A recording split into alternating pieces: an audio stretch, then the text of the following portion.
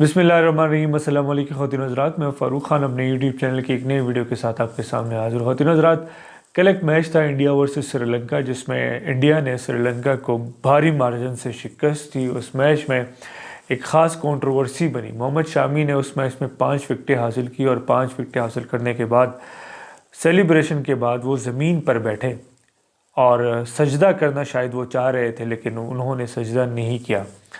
इस बात पर सरहद के इस पार जितने भी जर्नलिस्ट हैं, इन्फ्लुएंसर्स हैं, यूट्यूबर्स हैं, तो उन्होंने वीडियोस बनाना शुरू की, उन्होंने पोस्ट लगाए यूट्यूब पर और ट्विटर पर, और ये बात जाहिर की कि चूँकि मोहम्मद शामी जो है वो मुसलमान है, इसलिए वो सजदा करना चाह रहे थे, लेकिन उन्होंने अपने आप को रोक दिया। जबकि इंडिया की साइड पे जितने भी जर्नलिस्ट हैं, जितने भी कम्युनिटी है, इन्फ्लुएंसर्स हैं, जितने भी सोशल मीडिया यूज़र्स हैं, उन्होंने इस बात को सरासर रद्द किया और ये रिस्पांस दिया, ये जवाब दिया कि नहीं, मोहम्मद शामी सजदा नहीं करना चाह रहे थे, बल्कि वो थक गए थे, तो इसलिए वो ज़मीन पर बैठ गए थे।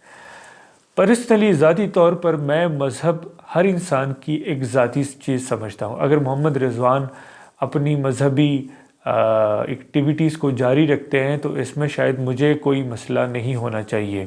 अगर मोहम्मद शामी सजदा करते हैं, नहीं करते, इस पे मुझे या किसी भी इंसान को कोई इशू नहीं होना चाहिए। मैं किसी के मज़हब के हवाले से किसी चीज़ के हक़ में नहीं हूँ। ये प्लेयर्स हैं, ये ग्राउंड में जाते हैं क्रिकेट खेलने के लिए। इसकी आप क्रिकेट देखें, इनकी आप बॉलिंग देखें, इनकी आप फील्डिंग देखें, इनकी आप फोकस करें बैटिंग पर, क्योंकि ये स्पोर्ट्समैन है। तो पर्सनली मैं इन चीज़ों पे ज़्यादातर कमेंट नहीं करना चाहता। कल मैंने एक वीडियो डाली जिस पे काफ़ी इंडियंस ने कमेंट किया। मैं समझता हूँ कि जो वाक़या हुआ वो वाकई मोहम्मद शामी सजदा करने के लिए झुके थे। इस बात में कोई ममानियत नहीं होनी चाहिए। और मेरे जो इंडियन व्यूवर्स देख रहे हैं, और उनको भी पता है कि ये सजदा वो करने वाले थे, लेकिन उन्होंने अपने आप को रोक दिया। लेकिन इसको किसी कंट्रोवर्सी में ले जाने के बजाय अगर हम इस चीज़ को सिर्फ इस बात पे ख़त्म करें कि मोहम्मद शामी का जो मज़हब है वो उसका अपना ज़ाती अमल है, इसमें ना मुझे ना आपको इसमें कोई एतराज़ होना चाहिए। हम चाहते हैं कि मोहम्मद शामी बॉलिंग करे। मुझे कम से कम बहुत मज़ा आया जब मोहम्मद शामी ने कल विकेटें हासिल की। मुझे बहुत मज़ा आया जिस तरह वो स्विंग कर रहे थे।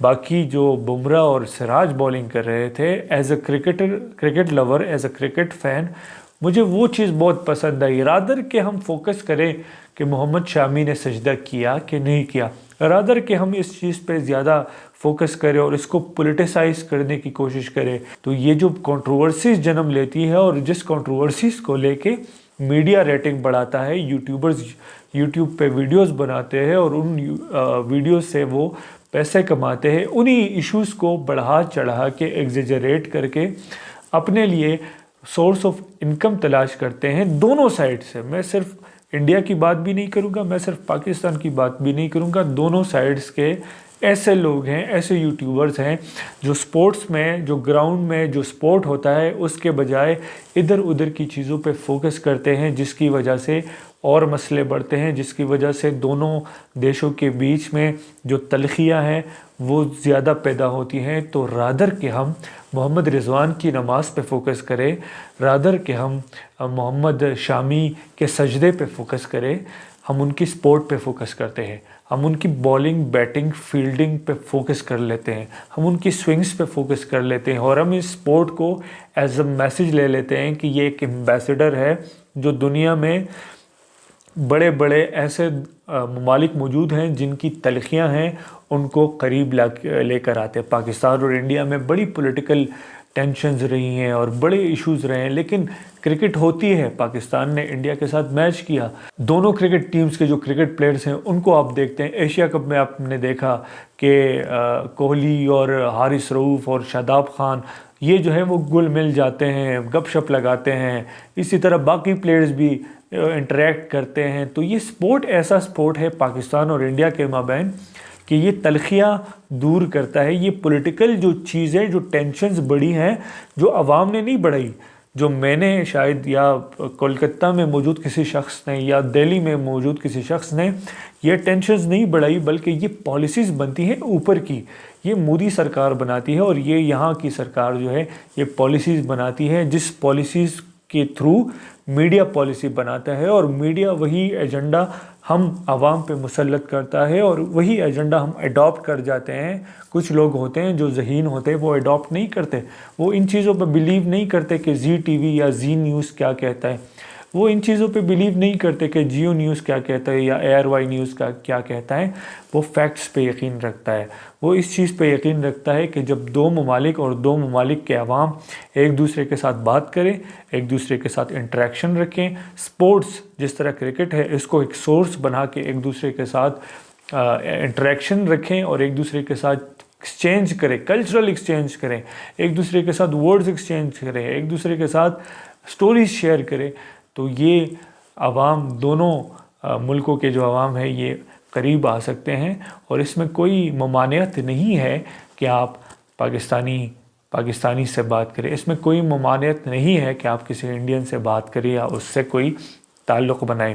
میں ایک ویڈیو دیکھ رہا تھا، ایک ویلاگر تھا، کوئی فورن تھا، وہ پاکستان اور انڈیا کا میچ دیکھنے گیا تھا اسٹیڈیم میں، اور اس کے ساتھ کچھ انڈین فینس تھے، تو وہ ویلاگر جو ہے وہ انڈین فینس سے پوچھتا ہے کہ آپ بتائیں کہ کیا کہتے ہیں آپ، تو وہ سیدھی بول لیتے ہیں کہ ہم پاکستانیوں سے بڑی نفرت کرتے ہیں، وہ کہتے ہیں نہیں ہمیں اچھے ہی نہیں لگتے۔ وہ ایک بچہ جو 12-13 سال کا بچہ اسٹریٹ فارورڈ کہتا ہے کہ ہمیں پاکستانی اچھے ہی نہیں لگتے اور ان کے ساتھ ہماری دشمنی ہے، تو کس نے سکھایا ان کو؟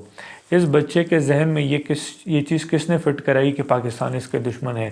یا اس جگہ پہ جتنے بھی انڈینس ہیں اس کو کس نے سکھایا کہ پاکستانی اس کے دشمن ہے؟ پاکستانیوں نے ایسا کیا ہے جس کی وجہ سے یہ سوچتے ہیں کہ پاکستانی ان کے دشمن ہے؟ کیونکہ پولیٹیکل نیریٹیوز بلٹ اپ ہوتے ہیں، کیونکہ پولیٹیکل پالیسیز بنتی ہے، پولیٹیکل پالیسیز جب بنتی ہے تو میڈیا، اوبیسلی میڈیا تو ان پولیٹیشنز کا نوکر ہوتا ہے، تو میڈیا وہی پالیسیز اڈاپٹ کرتی ہے اور عوام تک پہنچ جاتی ہے۔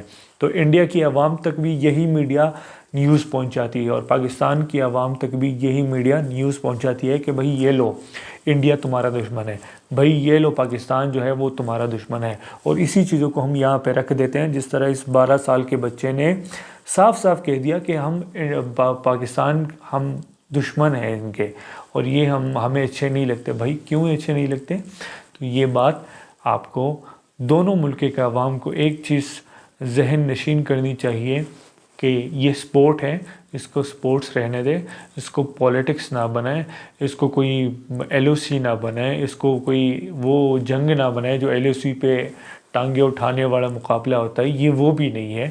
یہ کرکٹ ایک اچھا سپورٹ ہے، جنٹل مین سپورٹ اس کو اس لیے کہتے ہیں کہ اس میں جو پلیئرز ہیں وہ بڑے ہی گریسفل ہوتے ہیں، وہ ساری کمیونٹی سے الگ ہوتے ہیں، وہ پولیٹیکل لوگوں سے الگ ہوتے ہیں، وہ گریسفل ہوتے ہیں، وہ آگے بڑھتے ہیں، وہ کھل کر گلے لگاتے ہیں، وہ ہنستے ہیں، مسکراتے ہیں، ایگریشن بھی دکھاتے ہیں گراؤنڈ پہ، سب کچھ کرتے ہیں، لیکن اپنی جو سپورٹس مین شپ ہے اس کو نہیں بھولتے۔ تو میرا جو میسج ہے تمام انڈینز کے لیے، تمام پاکستانیز کے لیے، کہ یار آپ اس چیز کو نہ فوکس کریں کہ محمد شامی نے سجدہ کیا تھا یا نہیں کیا تھا، آپ اس چیز کو نہ فوکس کریں کہ محمد رضوان نماز پڑھتا ہے، کیوں پڑھتا ہے، کیوں نہیں پڑھتا، یار وہ اس کا ذاتی مسئلہ ہے، محمد شامی کا وہ ذاتی مسئلہ ہے کہ وہ کرے نہ کرے۔